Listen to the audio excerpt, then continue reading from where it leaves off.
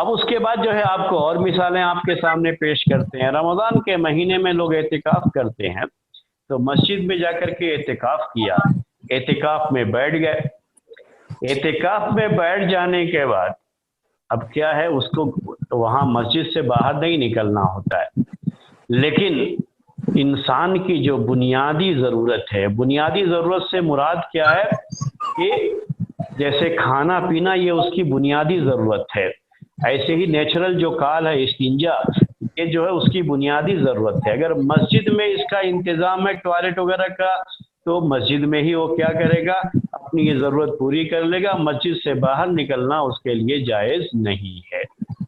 لیکن اگر مسجد میں اس کا یہ انتظام نہیں ہے تو اب وہ باہر نکل کے جا سکتا ہے اپنی اس ضرورت کے لیے، نیچرل کال کے لیے۔ اسی طرح سے اگر مسجد میں اس کے لیے کھانے کا انتظام نہیں ہے اور کوئی کھانا لا کر کے دینے والا بھی نہیں ہے وہاں پر، اب اس کے لیے اب کھانا ضروری ہے، یہ انسانی ضرورت ہے، یہ کھانا جو ہے اور پانی ضرورت ہے اس کی، تو اب کھانا لانے والا بھی کوئی نہیں ہے، اور مسئلہ یہ بھی ہے کہ وہاں مسجد میں بھی کھانے کا کوئی انتظام نہیں ہے، اب مجبوری ہے، بھوکا تو نہیں رہ سکتا، تو اب وہ جا کر کے ہوٹل میں کھانا کھا کر کے آ جائے گا، یا ہوٹل سے کھانا خود جا کر کے پارسل لا کر کے کھا لے گا، یا اگر گھر سے ہے تو گھر سے کھانا لا کر کے خود کھا لے گا، یہ اس کے لیے جائز ہو جائے گا۔ یہ کیا ہے، مجبور، اس کو کہتے ہیں عذر تھا، تو اب یہ اس کے لیے جائز ہوا۔ اب ایک ٹائم کا کھانا اس سے جا کر کے ہوٹل سے لا کر کے کھانا پڑا، کیونکہ اس وقت اس کے لیے وہاں کھانے کا کوئی انتظام نہیں تھا، لیکن دوسرے ٹائم کھانے کا انتظام ہو گیا، گھر سے کھانا لانے والا کوئی ہو گیا، یا یوں کہہ لیجئے کہ کسی نے کھانا لا کر کے دے دیا، یا کسی اور نے کھانا لا، گھر سے نہیں، اس کے کسی اور نے لا کر کے کھانا دے دیا، یا مسجد میں کوئی شخص آیا، اس سے اس نے کہا کہ بھائی آپ میرے لیے کھانا لے کر کے آ جاؤ، اور اسے پتا ہے کہ یہ آدمی آسانی سے جا کر کے کھانا لے کر کے آ جائے گا، برا اس کا کچھ نہیں مانے گا، کوئی پریشانی کی بات نہیں ہوگی، تو جب انتظام کوئی ہو گیا، عذر اس کا جاتا رہا، تو اب اس کے لیے اس کام کے لیے مسجد سے باہر نکلنا جائز نہیں ہوگا، صحیح نہیں ہوگا، رخصت کیا ہو گئی اس کی، ختم ہو گئی۔ اسی طرح سے اور بھی جو ہے مسائل ہوتے ہیں، اگر کوئی شخص مسلمان ہوا، اسلام قبول کیا، ابھی اسے کچھ نہیں پتا ہے، سورہ فاتحہ اسے یاد نہیں ہے ابھی تک، سورہ فاتحہ کے بغیر نماز نہیں ہوتی، سورہ فاتحہ پڑھنا ضروری ہے نماز میں، لیکن ابھی تو اس کو یاد نہیں ہے، اسے دیکھ کر کے پڑھنا بھی نہیں آتا ہے اور یاد بھی نہیں ہے اس کو، ابھی ابھی مسلمان ہوا ہے، تو وہ نماز پڑھے گا، ابھی اس کے لیے عذر ہے، چونکہ ابھی اس نے سیکھا نہیں ہے اور اتنا وقت بھی نہیں کہ وہ سیکھ سکے، تو نماز پڑھے گا بغیر سورہ فاتحہ کے، اور اس کی نماز بغیر سورہ فاتحہ کے صحیح ہو جائے گی۔ لیکن جیسے ہی اسے اب یہ جو موقع ہے، فوراً اس کو سیکھنا ہے، یاد بھی کرنا ہے سورہ فاتحہ، یا جیسے ہی سورہ فاتحہ کر لیا اس نے، تو اب یہ عذر ختم ہو گیا، اب اگر بغیر سورہ فاتحہ کے وہ نماز پڑھے گا تو نماز نہیں ہوگی اس کی۔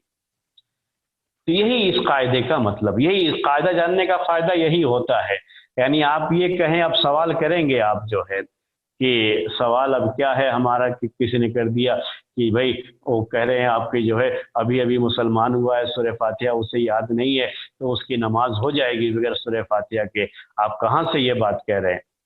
تو یہ قواعد جو ہے نا، یہی دلیل بنتے ہیں اس سب کے لیے۔ جو قواعد میں کیا بات ہے، المشقت و تجلب التیسیر، میں نے ایک جو بڑا قاعدہ تھا وہ آپ کے سامنے پیش کیا کہ پریشانی یہ آسانی کا سبب بنتی ہے، نماز پڑھنا اس کے اوپر فرض ہے، نماز کے پورے ارکان اگر بجا لانا ممکن نہیں ہوتا ہے تو جتنے کی طاقت ہوتی ہے اتنا کرنا ہوتا ہے، کھڑا ہونا یہ بھی، قیام کرنا یہ بھی رکن ہے جو ہے نماز کے اندر، لیکن طاقت نہیں ہے تو بیٹھ کے پڑھتا ہے۔ تو یہ جو ہے عذر کی وجہ سے، مشقت یا پریشانی کی وجہ سے جو ہے کوئی واجب اور فرض چیزیں یہ ساقط ہو جاتی ہیں انسان کے اوپر سے، اور جیسے ہی وہ عذر ختم ہو جائے گا پھر سے اس کے اوپر وہ چیز واجب ہو جائے گی، تو جتنا جو ہے ٹائم لگ رہا ہے اس کو یاد کرنے کا، तब तक के लिए उसको रुख्सत है। और जैसे ही उसको सूरह फातिहा याद हो गई, अब अगर बगैर सूरह फातिहा के वो नमाज पढ़ेगा तो उसकी नमाज नहीं मानी जाएगी। इसी तरह से जो है मैं आपको जो है और भी जो है कुछ मिसालें देता हूँ। एक आदमी जो है उसके पास कोई कपड़ा नहीं है, घर के अंदर ही आप सोच सकते हैं उसको, बाहर तो नहीं रहेगा, कोई कपड़ा नहीं है उसके पास, बिल्कुल नंगा है, घर के अंदर है। नमाज के लिए सतर छुपाना जरूरी होता है, उसके बगैर नमाज पढ़ेगा तो नमाज नहीं होगी। अब ये आदमी, इसके पास कुछ नहीं है, उज्र है, उसके पास कुछ कोई कपड़ा है ही नहीं, इसलिए घर से बाहर निकला भी नहीं, घर के अंदर ही पड़ा हुआ है। कभी कभी ऐसे हालात हो जाते हैं कि इंसान के पास जो है कोई कपड़ा ही ना हो, घर के अंदर है और कोई कपड़ा नहीं है। अब क्या है, नमाज उसी हालत में पढ़ लेगा, उसकी नमाज हो जाएगी। लेकिन जैसे ही उसने कहा किसी को कपड़ा लाने के लिए, कपड़ा ला करके उसको दे दिया गया, अब जो है नमाज का वक्त आएगा तो बगैर कपड़े के नमाज पढ़ेगा तो जायज उसके लिए नमाज नहीं होगी, क्योंकि जिस उज्र की बुनियाद पर उसके लिए ये चीज़ सही हुई थी, अब वो उज्र खत्म हो गया तो अब ये रुख्सत भी उसके लिए खत्म हो गई है। मैं अभी आपको जो है कह रहा था, जो है जो जजमेंट वगैरह के मसाइल होते हैं, इस्लामी जो है कोर्ट के जो मसाइल होते हैं, उसमें से आपको एक मिसाल देता हूँ कि कभी ऐसा होता है कि विटनेस जो होता है, काजी जज के पास कोई मसला गया, उस मसले के लिए जो विटनेस है, जो खुद उसका गवाह है, वो मौजूद नहीं है। गवाह है वो मौजूद नहीं है, लेकिन उसके गवाह होने पर दूसरे दो आदमी गवाही दे रहे हैं कि हाँ वाकई वो आदमी ऐसा बयान कर रहा था कि मैं उन्हें उसको अपनी आंखों से देखा है, ऐसा करते हुए देखा है। लेकिन जो असल जो है देखा था, जो आदमी विटनेस था, वो नहीं है, कहीं और है वो, और उससे कोई राब्ता भी नहीं हो पा रहा है। तो ऐसे मौके पर अब जो है मसले की सुनवाई चल रही थी, तो ये जायज़ है शरीयत में कि ये जो लोग इस बात के गवाह हैं कि वो आदमी उसके लिए विटनेस है और उसने हमारे सामने ये बात पेश की थी, तो इसको कहते हैं अरबी में कि शहादत अला शहादा, यानी विटनेस पर विटनेस। उसके विटनेस होने के दो आदमी अलग से गवाही दे रहे हैं कि हाँ वाकई वो इसका विटनेस है, तो ये जो गवाही काबिल कबूल होगी जज के पास इस्लामी शरीयत के लिए। कह रहा था कि जब ऐसा कोई मौका आता है कि जो है जो असल विटनेस होता है वो नहीं है, वो मौजूद नहीं है, और ये मर गया हो तो अब तो कभी नहीं आएगा वो, तो ऐसे मौके पर तो यही इसी से काम चलाना होता है। जो लोग वो इस बात के गवाह होते हैं कि हाँ वाकई ये आदमी जो है गवाह था उसका और जो है विटनेस था इसका, तो दो आदमी अगर इसकी गवाही दे देते हैं तो गवाही भी उनकी ले ली जाती है, मान ली जाती है। लेकिन ये मरा नहीं है, ये कहीं गया था, उसकी खबर ही नहीं मिली उसके बाद, और तो ऐसे मौके पर ये जायज। लेकिन जब ये गवाही देने के लिए गए ये लोग कोर्ट के अंदर, तभी वो आदमी आ गया, तो जैसे ही वो आदमी आ गया मालूम हो गया कि असल जो विटनेस था वो आ गया है, तो अब इनकी ये गवाही काबिल कबूल नहीं होगी। असल विटनेस को आकर के ही गवाही देनी पड़ती है, उसी को आकर के काजी के पास गवाही देनी पड़ेगी। तो ये सब चीज़ें हैं, ये सब जो है मसाइल हैं, ये सब जो है बातें होती हैं। कभी जो है ये जो हमने काफ़ी मिसालें आपके सामने जो पेश की, काफ़ी मिसालें पेश करने की वजह यही है कि आपको ये कायदा अच्छी तरह से समझ में आ जाए। तो इतनी मिसालें पेश की, मैं फिर से कायदा आपके सामने, कायदा बहुत छोटा सा होता है, अगर असल हमको सिर्फ कायदा समझना होता है, ये मिसालें हम आपको देते हैं सिर्फ समझने के लिए उसको। तो इसमें चाहे एक मिसाल से, दो मिसाल से, जिससे भी आपको वो चीज़ समझ में आ जाए वो काफ़ी है। मेन चीज़ आपको कितना समझना है इसमें, यही कायदा अरबी में जो आपको हमने लिख करके भेजा भी है, वो क्या है, माजाज़ल उज़्रिन बतला बेज़वालिही, कि जो चीज़ किसी उज़्र की वजह से जायज़ हुई, जैसे ही उज़्र ख़त्म हो गया वैसे ही वो जो है चीज़ जो जायज़ करार दी गई थी, हराम थी लेकिन जायज़ करार दी गई थी, वैसे ही वो रुख्सत ख़त्म हो जाएगी, बातिल हो जाएगी। اب عذر جو ہے ختم ہونے کے بعد ہم چاہیں کہ پھر اسے استعمال کریں یا استعمال کرتے ہی رہ گئے تو یہ صحیح نہیں ہے، یہ شریعت میں جائز نہیں ہے۔ ایک آدمی تھوڑا پاؤں میں تکلیف تھی، پیر میں تکلیف تھی، تو اس نے بیٹھ کے نماز پڑھا۔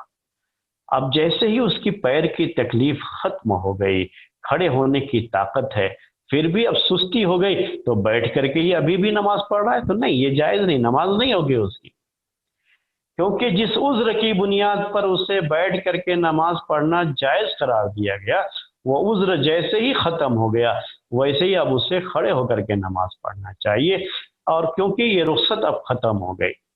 اب ہمارے سامنے جو ہے آج کے نئے مسائل میں سے میں آپ کو پیش کرتا ہوں۔ اب دیکھیے جو ہے نئے مسائل میں سے کیا ہے ہمارے سامنے، کہ ابھی یہ کرونا کا مسئلہ چلا ہوا ہے پوری دنیا میں، لوگ جو ہے اس کے پیچھے جو ہے بھاگ رہے ہیں، اور اسی کے بارے میں جو ہے لوگ اس سے بہت پریشان ہیں۔ یہاں تک کہ مسجدوں میں کیا کیا ہے، اب ڈسٹینس رکھ کر کے، فاصلہ رکھ کر کے نماز پڑھ رہے ہیں۔ حالانکہ شریعت کا جو حکم ہے اس کے لحاظ سے جماعت میں مل کر کے کھڑے ہونا ہوتا ہے، اور بڑی سختی سے منع کیا ہے اللہ کے رسول صلی اللہ علیہ وسلم نے کہ لوگوں کے درمیان صف میں خالی جگہ نہ رہے، بڑی سختی سے منع کیا، اور اس کی جو ہے بڑی جو ہے سخت جو ہے باتیں کہیں اللہ کے رسول صلی اللہ علیہ وسلم نے اس کے بارے میں۔ لیکن اب چونکہ یہ عذر ہے، ایک مجبوری ہو گئی، وہ مجبوری کیا ہے کہ حکومت کی طرف سے منع کر دیا گیا کہ آپ جو ہے مل کر کے ایک دوسرے کے ساتھ نہیں کھڑے ہو سکتے، آپ کے پاس جو ہے 1 میٹر کا یا 2 فٹ کا فاصلہ ہونا چاہیے، جتنا بھی حکومت کی طرف سے کہا گیا، تو اب اتنے فاصلے پر کھڑا ہونا پڑے گا۔ اب یہ ایک عذر ہے، ایک مجبوری ہے، جس کی وجہ سے یہ فاصلے پر کھڑے ہونے کو جائز قرار دیا گیا۔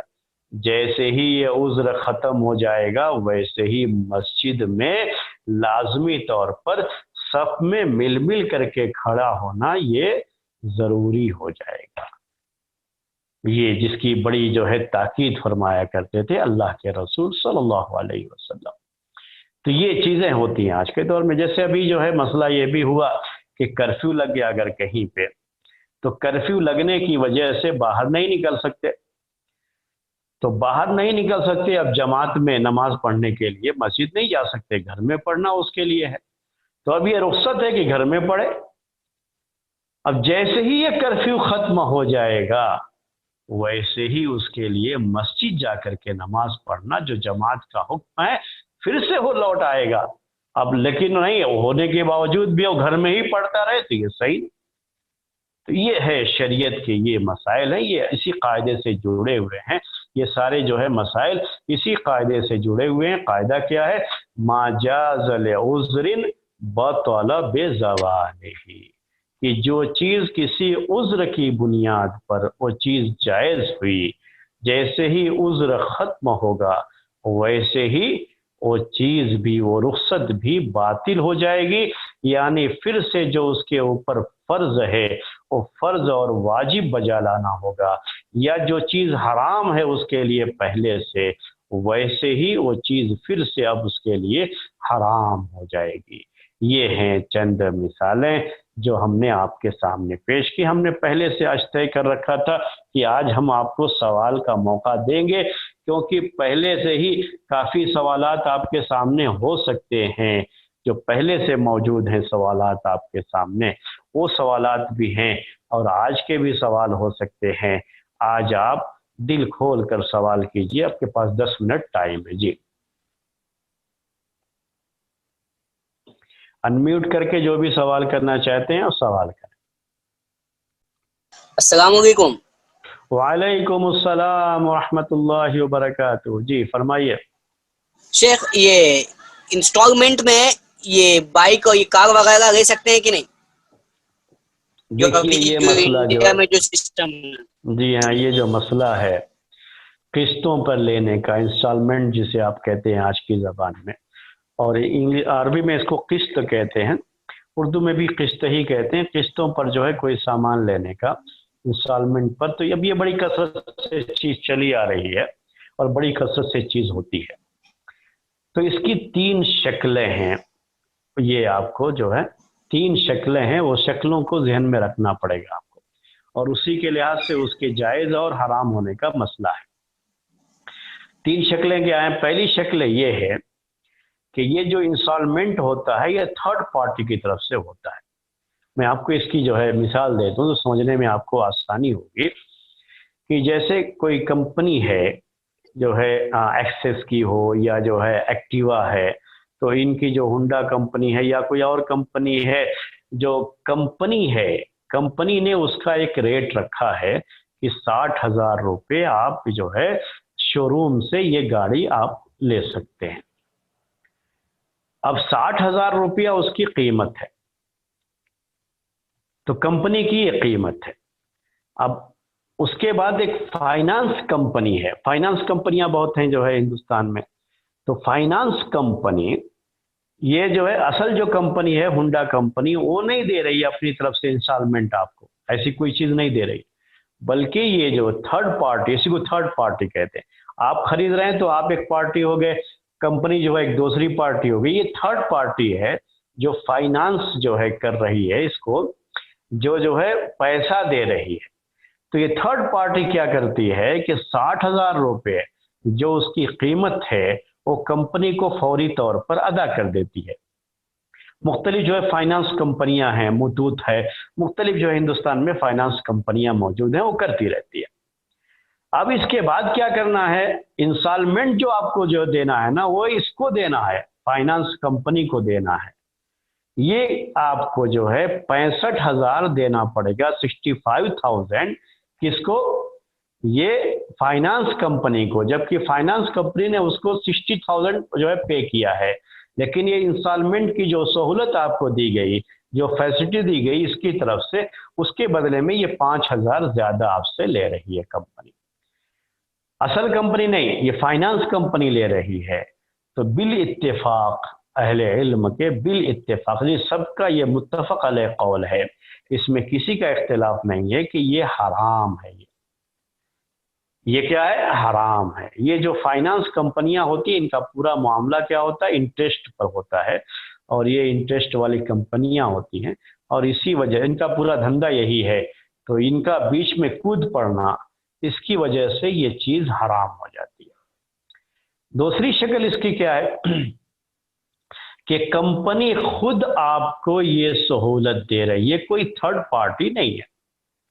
جیسے کوئی شو روم ہے، کسی جو ہے یعنی فریج ہے یا بڑے بڑے سامان وہاں پر بکتے ہیں، کمپنی شو روم ہے، کمپنی کے سامان ہوتے ہیں، وہ شو روم ہے، اور وہ جو ہے لوگوں کی سہولت کے لیے کیا کرتے ہیں؟ انسٹالمنٹ پر سامان دیتے ہیں تاکہ لوگ آسانی سے خرید، لوگوں کی صرف آسانی بس، اور کچھ نہیں ہے اس میں۔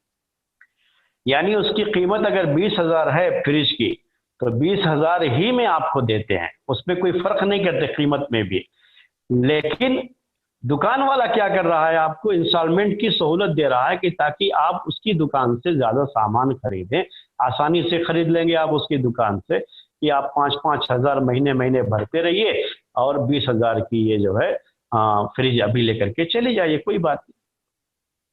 تو یہ سب کے یہاں جائز ہے، کیونکہ یہ انسٹالمنٹ جو ہے یہ کیا ہے؟ صرف ایک سہولت ہے، ایک فیسلٹی ہے جو کہ خریدنے والے کو دی گئی، کسٹمر کو اپنی طرف مائل کرنے کے لیے، کسٹمر کو اپنی دکان کی طرف کھینچنے کے لیے، اس طرح کی جو ہے سہولتیں اور فیسلٹیز تاجر لوگ، بزنس مین لوگ دیتے رہتے ہیں، اس میں کوئی حرج کی بات نہیں، جائز ہے، یہ سب کے یہاں یہ جائز ہے۔ تیسری شکل ہے وہ یہ ہے کہ دکان کا مالک، وہ انسان، اس میں بھی تھرڈ پارٹی نہیں، بس 2 ہی پارٹی رہیں گے، خریدنے والا، بیچنے والا۔ لیکن بیچنے والا کیا کرتا ہے کہ یہی گاڑی جو 60,000 کی قیمت ہے اس کی، اگر آپ ابھی پورا پیسہ ادا کر دیں گے، یعنی فل پیمنٹ دے کر کے آپ اسے خریدنا چاہتے ہیں، تو آپ کو 60,000 میں وہ کار یہ جو ہے وہ بائک آپ کو دے دے گا، کمپنی وہ دے دے گی آپ۔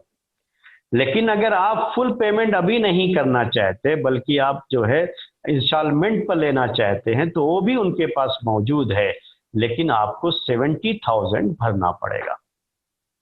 یعنی انسٹالمنٹ پر جو ہے اس جو ہے بائک کی قیمت 70,000 ہے، اور اگر آپ فل پیمنٹ دے کر کے لیں گے تو 60,000 ہے. وہ دکاندار خود ہی یہ جو ہے کہہ دیتا ہے، خود اس کے یہاں یہ چیز ہے، یہ کوئی تھرڈ پارٹی نہیں ہے اس میں. یا فریج آپ لینے گئے ہیں دکان سے، تو دکان کا مالک، یعنی آج کل بہت ایسا ہوتا ہے کہ جو ہے آپ فل پیمنٹ دے دیں گے تو آپ کو سستے میں دیں گے، 60,000 میں دیں گے یا 25,000 میں دیں گے. اگر آپ انسٹالمنٹ پر لیں گے تو 30,000 میں دیں گے آپ کو، کیونکہ ان کا اس میں جو ہے تھوڑا فائدہ ہوتا ہے اس طرح سے. تو یہ جو تیسری شکل ہے اسی میں اختلاف ہے. اختلاف کیا ہے کہ جو ہے عام طریقے سے علماء حنابلہ جو سعودی کے علماء ہیں، یہ لوگ جو ہے اس کو جائز قرار دیتے ہیں، لیکن شیخ البانی رحمۃ اللہ علیہ نے اس کو حرام قرار دیا ہے کہ یہ بھی سود کی ایک شکل ہے، ایک حدیث کی وجہ سے جس میں اس کی صراحت ہے کہ اللہ کے رسول صلی اللہ علیہ وسلم نے اس سے بھی منع فرمایا ہے. تو وہ حدیث صحیح ہے، اور شیخ البانی رحمۃ اللہ علیہ اسی حدیث کی بنیاد پر اس کو جائز نہیں سمجھتے ہیں اور اس کو بھی حرام قرار دیتے ہیں. لیکن عام طریقے سے آپ فتوے پڑھیں گے جو لوگوں کے، تو لوگوں کے فتوے جو ہے اس کے جائز ہونے کے ہیں، کیونکہ یہ لوگ اس کو جائز جو ہے علماء حنابلہ ہی کے فتوے عام طریقے سے آپ کو ملیں گے انٹرنیٹ وغیرہ پہ، اور وہ لوگ اس کو جائز قرار دیتے ہیں. تو یہ تھی تین، اس کا جو آپ نے سوال کیا نا تو اس میں یہ ڈیٹیل تھی اور پیش کرنا پڑا مجھے، تو ٹائم کافی لگ گیا اسی میں. اور کوئی سوال ہو تو کر سکتے ہیں. جی بھائی تھی. جی ہاں بولیے. جو ہے دیکھیے حمل ساقط کرنے کا جو معاملہ ہے، جو یہ جو پریشانی کی بات جو اس میں ہوتی ہے نا، کہ اس کے لیے پہلی چیز کیا ہے کہ ڈاکٹر کے پاس، ڈاکٹر اور جو یہ مسلم ڈاکٹر ہونا چاہیے جو اس پر ہم اعتماد کر سکیں، جس کا آخرت پر ایمان ہو صحیح سے، کہ اگر کچھ غلطی کرے گا تو آخرت میں اس کو جواب دینا ہوگا. ورنہ آج کل بہت سارے مسلمان بھی پیسے کمانے کے لیے کچھ بھی کرتے رہتے ہیں ڈاکٹر جو ہے. یہ میں کہہ رہا تھا آپ سے کہ اگر جو ہے حمل ساقط کرنے کا یعنی ابارشن کرانے کے تعلق سے جو مسئلہ ہوتا ہے، اگر یہ ڈر ہے کہ عورت جس کا حمل ٹھہرا ہوا ہے، ہاں اس کے لیے پیدائش کی اتنی پیچیدگی ہو سکتی ہے، اتنی مشقت اور پریشانی ہو سکتی ہے کہ اس کے جان جانے کا ڈر ہے. تو ڈاکٹر اگر یہ بات کہہ رہا ہے کہ اس کے جان جانے کا ڈر ہے، تو یہ مجبوری ہو گئی، اسی کو کہتے ہیں مجبوری. تو مجبوری میں کیا ہے، جان جانے کا ڈر ہوتا ہے، یا کوئی عضو جو ہے، یا جو ہے انسان کی زندگی جو ہے بیکار ہو جائے بالکل اس کے بعد، تب بھی جو یہ بات رہتی ہے کہ اب یہ مجبوری ہے، اس مجبوری کی وجہ سے اس کے لیے ابارشن کرانا ضروری ہو جاتا ہے. لیکن یہ ڈاکٹر مجبوری واقعی ہے، اس کو ڈاکٹر ہی بتائے گا. تو یہ اس کے لیے رخصت ہو جاتی ہے. ورنہ ابارشن کرانا یہ کیا ہے، گویا کہ ہم بچے کو قتل کر رہے ہیں. جائز نہیں ہے اسلام میں، یہ جو ہے صحیح نہیں ہے اسلام میں یہ. تو اس مجبوری کی وجہ سے جائز ہو جاتا ہے، رخصت ہو جاتی ہے. یہ میں آپ کو اس کے پہلے دوسری ایک مثال دے رہا تھا. وہ مثال جو ہے وہ یہ تھی کہ جو ہے ابھی بچہ ابھی جو ہے حمل ٹھہرا نہیں ہے، لیکن بچہ پیدا ہوا ہے، ابھی چھوٹا بچہ ہے، دودھ پی رہا ہے، اس کی دیکھ بھال کرنا ہے عورت کو. اور اگر ابھی حمل ٹھہر جائے تو پھر وہ پیٹ میں بھی بچہ اور یہ بچہ بھی، تو دونوں کی دیکھ بھال جو ہے ذرا اس کے لیے مشکل ہو سکتی ہے ابھی اس کی جو تربیت وغیرہ کے لحاظ سے. تو اس کے لیے یہ چاہتے ہیں شوہر اور بیوی کہ 2 بچوں کے درمیان مناسب گیپ رکھیں، یعنی 2 سال 3 سال، تاکہ تھوڑا یہ بچہ جو ابھی ہے وہ تھوڑا بڑا ہو جائے، اور تھوڑا جو ہے اس کی جو ہے اتنی جو ہے تھوڑا اس کو بھی شعور آ جائے، تو دوسرے بچے کے لیے آسانی رہے گی اس کی تربیت کے تعلق سے، اس کی دیکھ بھال کے تعلق سے. تو اس مقصد کے لیے اگر کوئی ایسا ذریعہ اپناتے ہیں، سورس، جس سے حمل نہ ٹھہرے اور وہ جائز ہونا چاہیے، یہ بھی یاد رہے کہ وہ جائز سورس کیا ہونا چاہیے، جائز سورس ہونا چاہیے. تو یہ کیا ہے، جائز ہے. حمل نہ ٹھہرنے کے لیے اگر ایسا کرتے ہیں تو جائز ہے. اس کے پہلے جو قاعدہ ہم نے بیان کیا تھا آپ کو، تو اس قاعدے کے لحاظ سے اس کی مثال میں نے اس کے پہلے جو قاعدے بیان کیا نا اس میں نے اس کو بھی ذکر کیا تھا. تو اس میں کوئی مسئلہ نہیں ہے، ایسے موقع پر وہ چیز جائز ہوتی ہے اس کے لیے.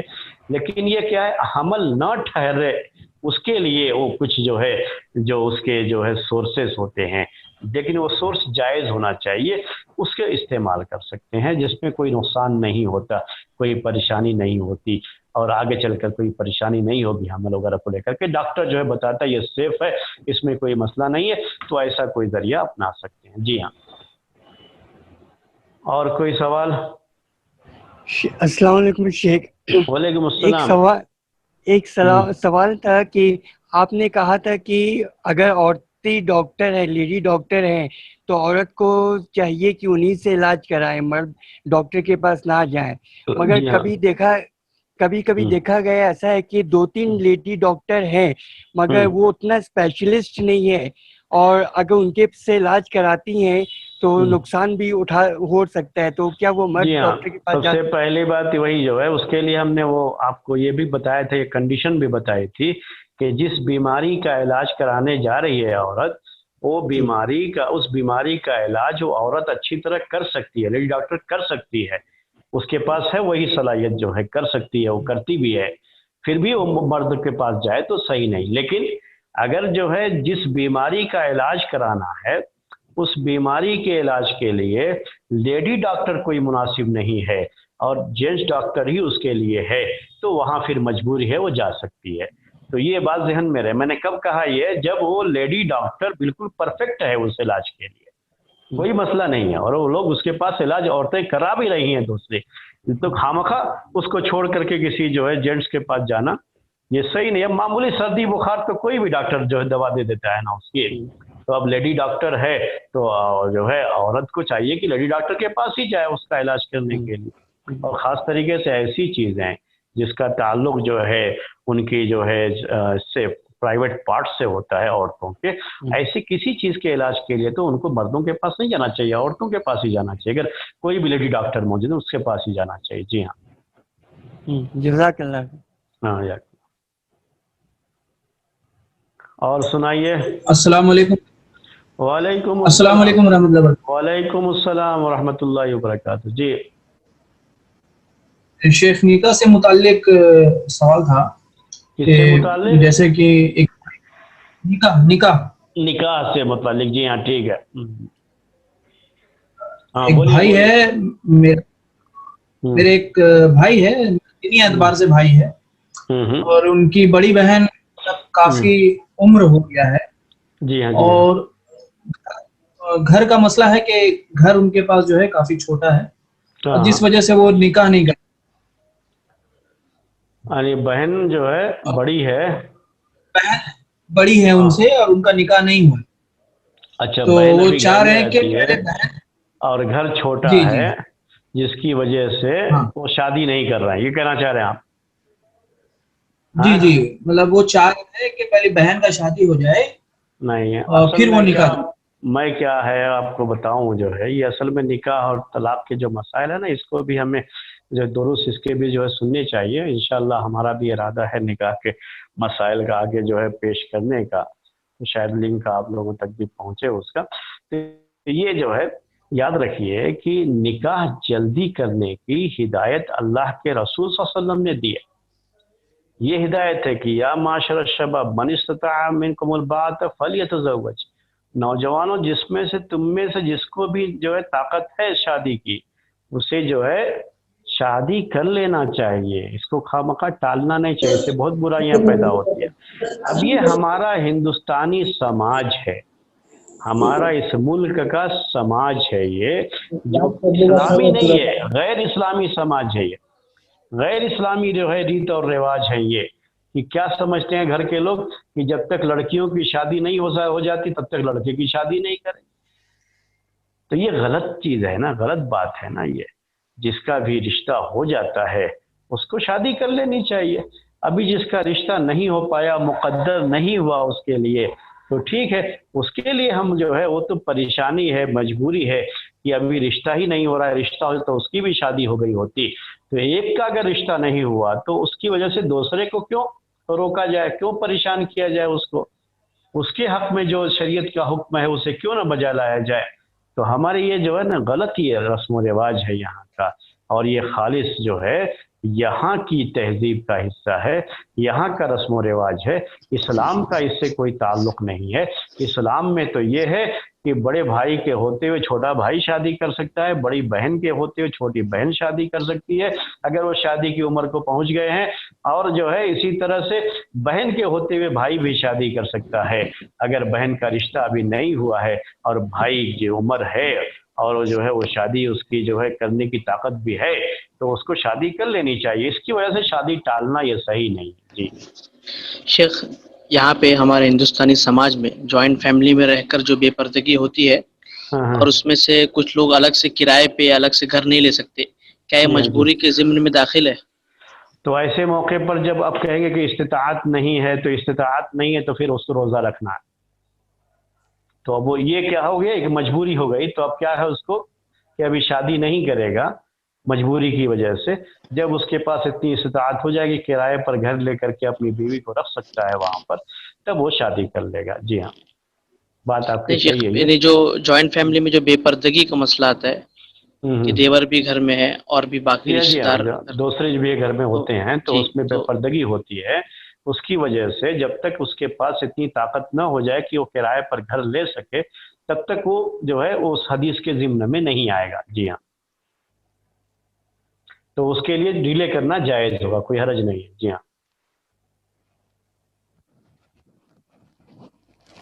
بس کریں اسی پر حج کا درس. جی شیخ انشاءاللہ ہو گیا.